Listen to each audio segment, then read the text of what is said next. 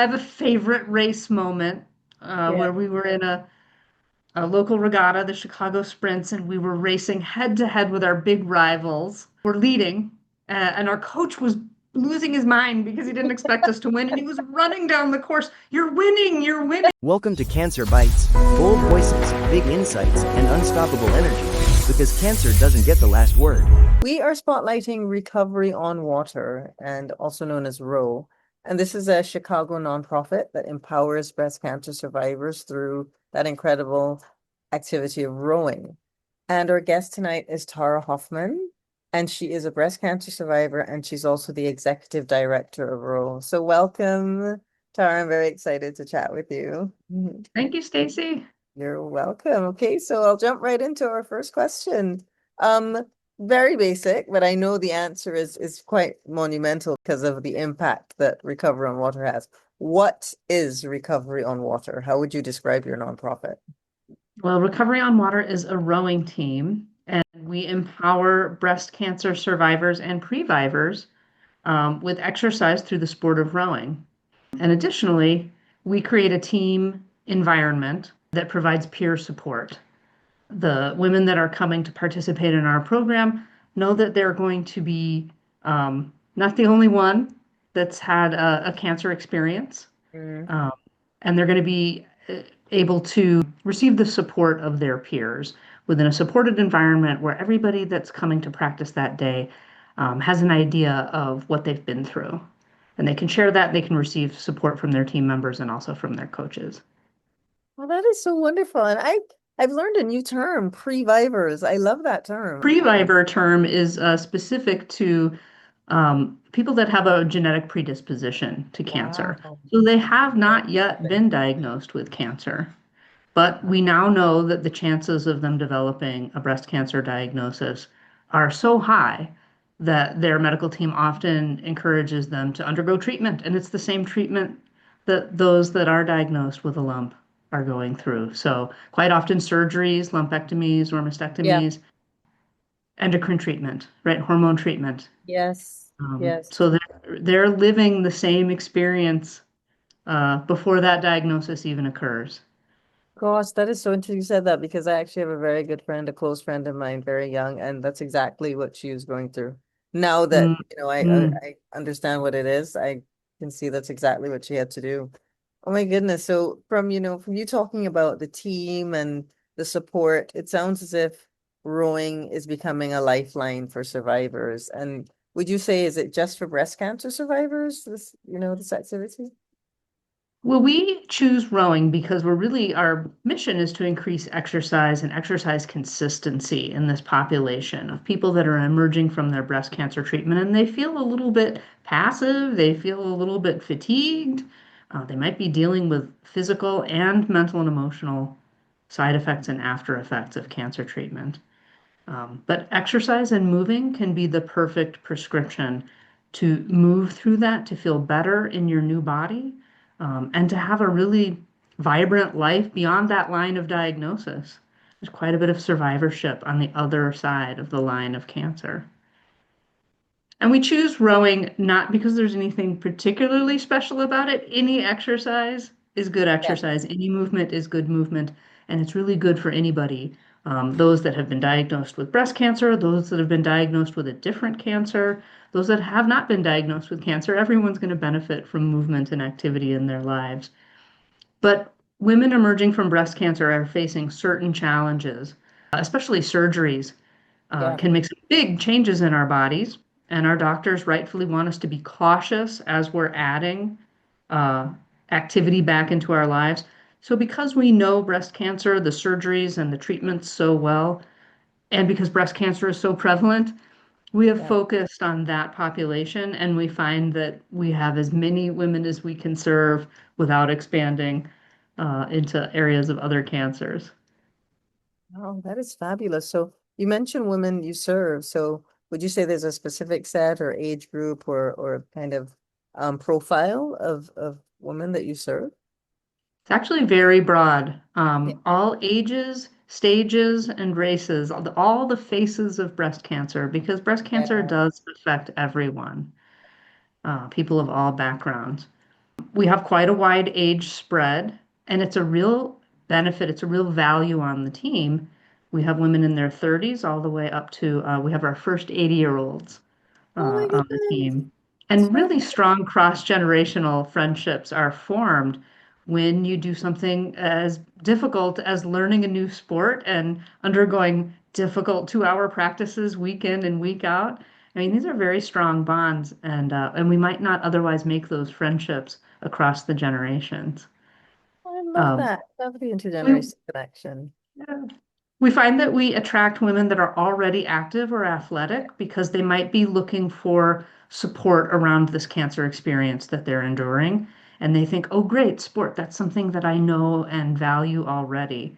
But we're there to also be that spark Yeah. of creating the love of fitness in those that are like, I hate going to the gym. In fact, that's how we were created. We were founded by a rowing coach and a breast cancer survivor. And this survivor, our co-founder, Sue Ann Glazer, was being told by her doctors, adding a little bit of exercise to your weekly regimen would really, really help your outcomes. And she said, really? I can't stand the gym. It was not me at all. And when she heard that there were programs like this elsewhere in the country, breast cancer survivors trying rowing, even though it was not something that they knew how to do, that it was not something they had experience with before cancer, she said, that's what I need. I need something that's unusual and outside my comfort zone that's really Oh, gonna encourage me to show up. oh my And goodness. so nothing like that existed in Chicago, so she created it. Oh, that's wonderful. I love that idea, the catalyst to have people embrace fitness even more and the healing nature of fitness. And it sounds as if there's something it's very special about rowing. I mean, what would you say makes it uniquely empowering as an activity? There's a real draw to being outdoors, Yeah. being on the water. Even in a Ooh, city yeah. like Chicago, you are in nature in the Yeah. middle of the city in this little blue ribbon that winds through our, Yeah. our buildings and our alleyways. And that feels really special. That can be a very healing place to be at the end of your day or early on a Sunday morning. You're Yeah. very much out of your everyday experience and you're focused in on, the harmonious environment, even in the middle of the city. And I would say the other really special team or the really special aspect of rowing, as opposed to other forms of exercise, is it is the quintessential team sport. Yeah. There are no superstars on the field. Everybody must perform with and in synchronicity with everybody else in the boat. So you really need to trust and be trusted to have a good row. And that's a hard lesson. Yeah. That's a practice that is very valuable to continue through our lives. We talk about the character building and all the things that children learn when they engage in sport, but it's the same for adults as well. That Yeah. team aspect really brings accountability. It brings friendship. It brings a reason to show up. You know that people are counting on you, but you also know that you're going to see faces that you really love and look forward to seeing week in and week out. Oh gosh, I think that's just fantastic. And that combination of the healing presence of a team where there is that sense of equality, where everybody, no one's a superstar and everyone's pulling their weight. And the idea of the healing power of water, because I love water, I love surfing. So I love the beach. And when you talk about those early Sunday mornings and that way that you're communing with nature, you're communing with the community, but you're also communing with yourself, I think that's really fantastic. So it sounds Uh, wonderful. Yeah, it sounds great. it's almost as if you've been there. Well, maybe in spirit, but I can it really does resonate with me as well. So Yeah, I'd like definitely to, parallels there. yeah, yeah, for sure. So I'll turn a little bit to your personal story, Tara, and thank you so much for being willing to share it with us. So would you like to highlight anything about your particular diagnosis and your journey that you think it would be great for listeners to hear? Sure. Yeah, I was diagnosed just about 10 years ago. Okay. And diagnosis was scary. I did not have breast cancer in my family. It was not something that I saw coming. Mm, I definitely needed to seek out some friends and create a network of other breast cancer survivors around me very quickly so that Yeah. I just had some sort of idea of one, was I going to die? And Yeah. two, what was in store, what was coming up for me. Um, and I had a very good medical team, thank goodness. The treatments for breast cancer have really improved in the past few decades. It's a very survivable disease, still very serious, and people do experience a broad spectrum. My breast cancer is very different from someone else's. But very early on, I knew that I was going to survive, Yes, that's and good. that I would be okay. That Yeah. the treatment wasn't going to be easy, but I would be all right. But I felt very passive. My Yeah. role was to make some decisions and then just let things be done to me. And I didn't feel Yeah. like I had a lot that I could do to really, not guarantee, but encourage the best wellness outcomes for myself.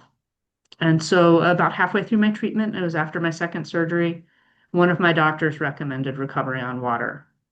And I jumped at it. It was exactly what I needed at that time. I wanted something that I could focus on and let the doctors do their job. I wanted to feel tired for an honest reason, that I Yeah. was already tired. So the idea that Oh, I could safely get some exercise and yeah. feel sort of exhausted and know why I was feeling exhausted, that was very attractive. I showed up for the exercise, but I stayed for the friendships. Yeah. Mhm. Oh, And that's I learned very quickly that I was receiving a lot of support from my teammates, and that became as important as this outlet to try this exciting yeah. new sport and build my skill, build my strength, build my endurance. So Yeah. those friendships really sustained me through the next 6 months of treatment. Oh, wow. And I think what you mentioned there is so educational for anyone who tunes in because it's something that I've heard echoed by other guests and which I didn't realize is that when you can have no history of cancer in your family and then this diagnosis comes and you do mention the fear and I appreciate you talking about that because that is something that at every level it's probably something that no one else can understand unless they're feeling it, that particular type of fear. So I can imagine that community that you bonded with, they helped you bear it forward and then just kind of keep working with it. So I think that's amazing. That's really wonderful. Oh, yeah, definitely, definitely. Yeah. So I mean, so I'm gonna switch and talk a little bit now about, the power of your rowing and like the impact of your rowing. Now, do you have a way that you track and measure what you're doing, and do you have certain goals that you want to meet? And how does this play a motivational force in your life? Mm. Well, like I mentioned, rowing is not necessarily special when it comes to the variety of exercise and activity that we could be choosing to do. But in a way, it is special. And we Yeah, choose rowing because it's full body and it's low impact. So it's really appropriate for a wide range of ages, body types, and fitness levels. yeah, It's also new to most people that are coming to our team. So nobody shows up and they're already yeah, really good at it. It really sort of levels the playing field. And even women that have a fitness habit, they still have to learn this new sport and they have to develop this technique. We treat it seriously because we choose rowing. So we really do teach the sport. yeah. And we have a marvelous coaching staff led by our head coach, Colin Darnton, who's celebrating his fifth anniversary with Recovery on Water. Oh, that's great. And he very much believes that any woman that comes to the team can develop a high level of proficiency or mastery in the technical aspects of the sport, regardless of what she might be bringing, um, you know, physically, whether it's the fitness level that she starts with or some limitations. Yeah, Maybe, some women are going to have less flexibility or it's going to be harder for them to develop more upper body strength. It doesn't mean they can't be really, really strong rowers. yeah, Um, so we treat it as any other rowing team would. We have a season. We practice 2 to 3 times a week. We prepare for competitions. Competitions are not the point, but they do create a meaningful structure for Yeah. us to develop our skill, but also develop our endurance and our strength so that we're prepared to compete a couple of times a year. And then we encourage as many team members as want to race in local and regional regattas. And Oh. team members choose to compete for different reasons. Some of them are externally competitive and they just really do want to beat other people in other boats. Most of our team is internally competitive and they want to be better than they were last season or last week. Yeah. And some of them are participatory, like, racing is not really uh, Yeah. my favorite thing, but I know my team members, it's important to them, and so I want to back them up and I want to help fill out the boat. Oh, that is super. That is great. And it sounds as if, you were talking about the structure that even though it might not be, some people might not prioritize the races, that does give a kind of a structure to the period of time. And even the idea of structured movement after cancer, would you say that that is something that is particular importance that you've noticed for recovery and healing? Yeah, I think so. I mean, we need to move our whole bodies. Yeah. If we have injury or surgery on our upper body, we still need to Yeah. rehab that and use our backs, use our core, use our arms. So that's great with rowing. We are using legs, core, back, and arms. It's a full body sport. Ultimately, what we're trying to do is increase consistency of exercise and increase the amount, the minutes per week Yeah. that that breast cancer survivors are exercising because the American Medical Association wants all of us to be getting between 150 and 300 minutes of exercise and activity every week. Yeah. And we find that when survivors join our team, they increase their weekly activity by around 60 minutes. Oh, that's Yeah, great. we measure that yearly and it ranges from 45 minutes to somewhat over an hour. So that's moving the needle, right? Yeah. That's getting everybody closer to at least that 150 minutes. Oh yeah. Oh yeah. And the fact that it's done in an environment where you have that great team spirit, I'm sure, it helps the time to fly and it's definitely not at all monotonous, even though it does take discipline. I do appreciate from what you're saying, the discipline it takes. And, in some of the reading that I was doing for the show, I could see that some of the stats about exercising reducing the recurrent risk of cancer by up to 40%. But it sounds as if there is also the emotional and the psychological benefits, not just the physical. And I'm sure that's embodied in some success stories. Do you have any particular success stories you can think about or that you've seen over the years? Sure, we ask our members every year to share a little bit about what Roe Okay. has done for them, and we want to know what side effects and what after effects they were experiencing during and after treatment, and which ones Roe has helped move the needle on. Some of those are physical. Uh, Yeah. like, for example, women can come out of breast cancer with a risk of developing lymphedema if they've had lymph nodes removed. And that can be tough, especially swelling, especially in the arms. Once that occurs, it can be a hard condition to manage. Um, or osteopenia, osteoporosis Wow. for those that are on hormone, estrogen blocking medications or have gone into menopause early.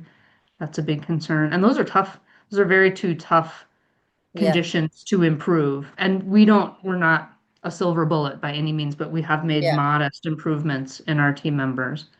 But also depression, Yeah. anxiety, fatigue.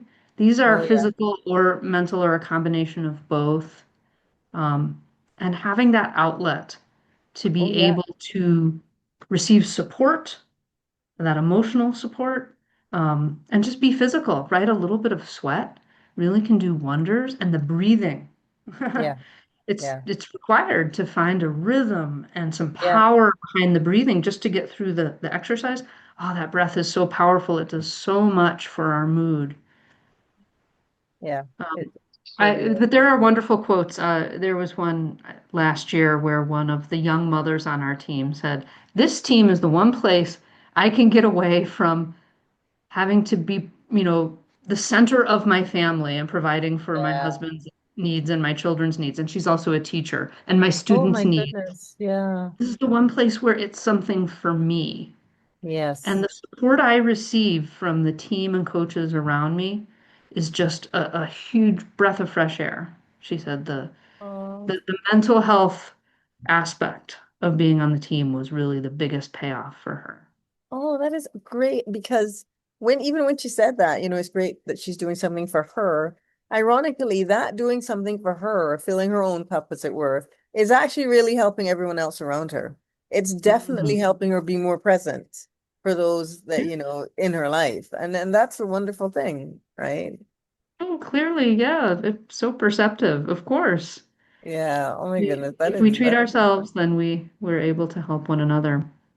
Yeah, yeah, that's huge. And I mean, even recently, I have a family member going through a bit of a health crisis right now, and I received some news today, and I was about to go out for a run.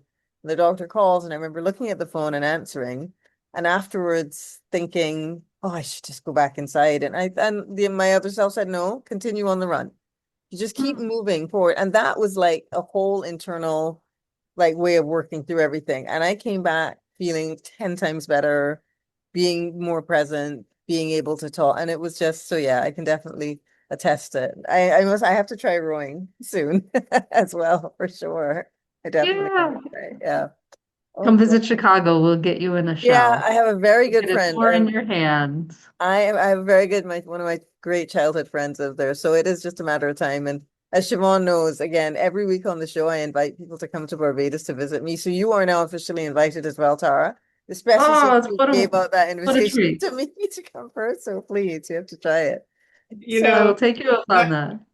that great. is going to get around, and I know. and I we know. are already booked into April, Stacy. But Yeah, I we got know. people that will be planning their vacations Yeah, we around need to you. organize some retreats. But yeah, that's a whole other enterprise, Siobhan. But yeah. And So, can I just say a couple of oh, things? please, I made some notes, like please the do. estrogen blockers. So the estrogen blockers you talked about. Yeah, I just came Mhm. back from my oncology appointment, and I've been having a lot of pain in my hips and my groin and my pelvic area, and for like 2 weeks, like I was crying. I mean, it was so Oh, painful. And she said it's most likely osteoarthritis, and it does run in my family. And my sisters, a couple of my sisters have it, for sure. And I'm texting back and forth with one of my sisters, and she said exercise is what you need to be yes. doing. And I was like, I can't. It hurts too much, right? And then, of course, the breathing was so important because I had Mm, fluid in my lung. So taking those deep breaths as much as I could was really important. And now my lung is sealing and healing, and I can take those deep breaths. And my blood pressure today, and I know Dr. Ramunda is in the background listening, but my blood pressure is 120 over 70. When I went into the hospital, it was well over like 200 and something. Oh Like they my thought I God. was like totally dying. Like she's going to die any minute. And then another thing that the oncologist office always asks me, the nurse always asks me as she's taking my stats and all that kind of stuff is how's your mental health? Yes. Are you mm, feeling depressed? Mm. Like I have been, and then I get over it. I have been, and then I get over it, right? And it's yes. because I always seek out those people that are aligned with me and my spirituality and my love of life and various hobbies and things like that. And I also am doing Cancer Bites where you meet all kinds of people who have been Yeah. through it. So the idea of surviving breast cancer for me was I wasn't too happy about what the outcome was going to be if like 4 months ago, but I am in a much better frame of mind. Sometimes I plummet, and it wholly dependent on the pain in my body, but I am really glad that you brought those things up because they're things that nobody talks about. Yeah. Yeah, it's excellent. Thank you. Mm. Oh, oh, you're welcome. Thanks, Siobhan, for sharing. Yeah, I mean, right back at Siobhan, and thank you for coming up with the idea of Cancer Bites too, Siobhan, because this show is amazing. And to tell a quick funny story, Sarah, this actually we started off saying we need to have a prayer circle. Like that's what this started off as. Like Siobhan and I still laugh to this day. And then of course we put the word out, we're gonna have a prayer circle, and like we were the only two who showed up. And we were kind of Oh, no. like, we were like, darn it, let's make some lemonade out of these lemons. And that's how the podcast was born. But but I mean, I think that when you were talking as well, Tara, I was thinking about the whole idea of survivors, and you talked about the young mother who was just saying what a role, it plays for her to be part of the community. And it sounds as if that younger survivors might have some unique challenges in terms of finding people going through the same thing amongst their peers. Would you say that there's some specific struggles for younger survivors? Yeah, I think so. I mean, enduring breast cancer treatment young quite often means going into menopause early. Oh, yeah. And so now they're dealing with cancer treatment, which is never easy, but also changes in their bodies that they really shouldn't be having to deal with at this age. And they're often struggling with infertility as well, and all of the emotional sort of whirlwind that might come with that. So being able to find peers their age Yeah, going through the same thing is critical, and it can be one of the most healing things. But cancer support services are not segregated by age. yeah, So they might try a few different support services and find that none of them quite click, that they're not receiving the type of, especially emotional support that they need and social support. yeah. So a rowing team where we've centered our focus around an activity rather than around, Right. say, a talk circle is going to attract more younger survivors. Yeah, And like as I mentioned, we have a big span of age, so it's certainly not all young survivors, but we know we've got a good demographic, a younger demographic, and so they're going to find that peer group. And I've been told by many of them that just having that group that is going through something similar, maybe not a carbon copy, but something similar, they feel like, oh, finally, there's someone I can talk to yeah. about everything that I'm experiencing that I never expected I was going to have to go through. Oh, that is fantastic. That's great to know. And I think from what you're saying, I'm just imagining all the incredible programs that all the role programs that you have. And I think it would be great for listeners to know. Tell us a little bit about the types of programs that you're doing, and most importantly as well, how to get involved and how can Oh, supporters help. Mhm. sure. Yeah. So we row year round. Because we're in Chicago, we can only row on the water part of the year. Right. Too cold, too icy Yeah. Mhm. in the winter, in our Chicago winters. So we row on the Chicago River April through October. Great. We have two squads. We have our first year squad. There are novices and they're learning the sport together. And they get out on the water twice a week. And then our masters have a year or more of experience. Some of them have 10 plus years of experience on the team. Oh, And they'll practice 3 times a week on the water. But year round, we also exercise on the rowing machine. So nice. we are not a summer sport only. We want to Okay. develop that exercise habit and offer the opportunities to keep it consistent 365 days a year. We keep things fun in the winter by Right. creating challenges and variety. So it's a lot of rowing machine, but it's also mobility and flexibility Yeah. and strength training. Um, we just kicked off a winter challenge where for the next 4 months, we're going to be creating teams, and those teams are trying to earn points, and I love that. they're all competing to get their names on a banner at the end of the season. So we have ways of keeping it fun and light and motivating to keep showing up even in the depths of a Chicago winter. Winter. Yeah. That is great. And so if you're situated outside of Chicago, I mean, can survivors outside of Chicago take part as well? So our programming is very local, right? Okay. Because most of it is in person. People do travel from all parts of the city and some of the neighboring states to participate. We do have a camp that we hold in northern Oh, Michigan once a year. In fact, we're going to hold two camps this year, one at the end of May, one at the beginning of June. That's one way that people outside the Chicago area can get sort of an great. intensive 4-day experience, whether they're experienced rowers or they're brand new and they've never held an oar. And they can get a taste of what would it be like for me to learn a Yeah. new sport and welcome fitness and activity into my life, whether after these 4 days it's going to be rowing or it might be something else. I see and felt the power of it in 4 days that were all about me. So our Power 10 camp is one way that folks outside Chicago can experience rowing. But luckily, there are teams like ours all over the country and some internationally as well. So we've come together over the last 2 years in sort of an umbrella network, and we make a lot of referrals. When someone calls me from North Carolina or Northern California, I'm able to connect them with teams like ours that are in their area. And so the Survivor Rowing Network is this sort of federation of Yes. teams for cancer survivors. And they're a great resource. They have a website. That's a great place to learn about why rowing for cancer and who's offering it in my area. But then you still might find that the nearest program is a state away or at least many hours away. Yeah. So sometimes people reach out to me or to other programs in the Survivor Rowing Network and they ask, how do I start one of these programs for myself?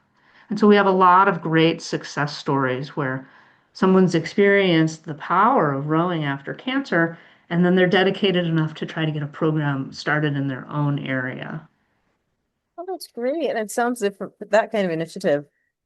Uh, People I'm sure would love to support it. How do people support or how can people donate? We go to your website, what should our viewers do? Yeah, so anybody that's interested in getting involved as a participant, Yeah. should definitely come to our website. And we have information on when we onboard because we do it 4 times a year and we bring new groups on together, cohorts that will learn the sport together. Those that are interested in supporting our organization, we always have need of skilled coaches and coxswains to help us at practice. It takes a village. It's not Oh, just one coach that leads every practice. We have about 16 staff that help us through the busy summer months, putting on multiple practices. So, folks that might be listening here and they do have some rowing experience and they want to give back, seek out the Survivor program in your area and volunteer some time, maybe become a coach for one of their squads. And then, of course, rowing is not a cheap sport, right? We had to choose a sport that requires a boathouse and access to the yeah. water and equipment and insurance. So Yeah. we do a lot of fundraising throughout the year to keep the program going. And we're supported by generous individuals, corporations that sponsor seasons, family foundations, and other grants. And we hold a lot of fundraising events as well that are quite a bit of fun. So the easiest way to support Row with a monetary gift is to go to our website, recoveryonwater.org/donate. That's great. It just sounds as if it's such a worthwhile cause. And I love that there is that emphasis on not just fiscal donations, but the idea of in kind and people supporting through their time and their skills. I think that's Mhm. really fantastic. Okay, so we're gonna look to begin to wrap up and we're gonna ask you just some, I think, more fun questions. You can answer in a couple of sentences. And I would love to hear what's one of your favorite moments on the water that you can remember or think about? Do you have one? Because there must be a lot. Yeah, I mean, sometimes it's the quiet moments when we might Yeah. just see some wildlife in the middle of a practice, beavers or bald eagles. I mean, it's crazy what you see right in the middle of Chicago. That's Um, lovely. but I have a favorite race moment Yeah. where we were in a local regatta, the Chicago Sprints, and we were racing head to head with our big rivals. And we were leading, and our coach was losing his mind because he didn't expect us to win, and he was running down the course. You're winning, you're winning. But then they started gaining ground on us, and I saw them getting closer and closer and closer. And it was the woman in the bow seat, so she was behind me. She said, "Not today!" And we just dug in, and we held that position, and we went across the finish line first. And then they beat us with their handicap because they were all Oh, older than we were. oh my So we still God. lost that race, but it was a victory. We beat them in Oh, real time. And that oh, moment of just deciding we're not going to give up. We're going to win this. incredible. I'll So carry that with beautiful. me. So empowering. So I think it sounds as if, yeah, the power and the strength involved in rowing. What's something about strength that you think rowing has taught you? Mm. Ah. Everybody has a moment when they want to give up. It doesn't matter how strong you are. It doesn't matter how experienced you are. It doesn't matter how much time you've been putting in and building that endurance. And I tell this to our new rowers, especially if they're headed into their first race. Yeah. There's going to be a period in the beginning of the race, it's going to be in the first third, when you hit this wall where you think you can't and you want to give up. And I want you to know that I feel that way every race too. Everybody feels that way. It's not just you. And you just have to work with yourself to get past that moment because you can actually get through it. You won't give up. Oh, that is fabulous. I know that I'll remember that story and I'll remember that wisdom as well for a while. So do you have like a closing message for anyone who's going through breast cancer right now you'd like to share? Mm. I would say if you haven't already, surround yourself with at least a handful of other survivors. Yeah, Because even though your core support group, your family, your medical team, your very closest colleagues and friends, they're never going to abandon you and they're going to be really important. They yeah, don't understand in the same way what you're experiencing. Find some other survivors where you can, in a safe place, just complain or ask some questions or find that you come to a point where you can offer some support back. That's going to be just emotionally healing in a way that is it's necessary to do that with peers. yeah. Oh, this has been an amazing conversation. Thank you so much for showing us, the collective power of healing, the role of structured movement in terms of really improving quality of life as a cancer survivor, and just your incredible nonprofit. So thanks again, Tara. And I'm going to turn over a little bit to Siobhan. Now, I know Siobhan said there was a surprise if you wanted to share at the end. So go ahead, Siobhan. Tara, we have an incredible family of brand partners now, very quickly, of course, in the last 11 weeks.